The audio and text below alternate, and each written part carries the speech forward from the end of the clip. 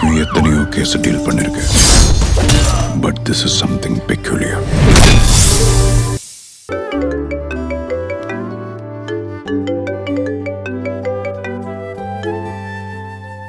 சொல்லு கயல். நான் என்ன சொல்லணும், நீங்க தான் சொல்லணும். லோன் விஷயமா பேங்க்குக்கு போனீங்களே, என்னாச்சு?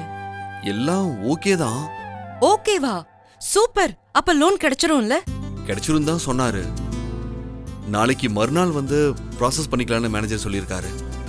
ஏய், எவ்வளவு சந்தோஷமான விஷயத்தை இப்படி டல்லா சொல்லிட்டு இருக்கீங்க. அது நியாயமா நீங்களே ஃபோன் பண்ணி எனக்கு இந்த விஷயத்த சொல்லிருக்கணும். இருக்கட்டும், நேர்ல பாக்குறப்ப வச்சுக்கிறேன். லோன் வரப்போற சந்தோஷத்துல என்னையே மறந்துட்டீங்கல்ல? சேச்சே, அப்படிலாம் இல்ல.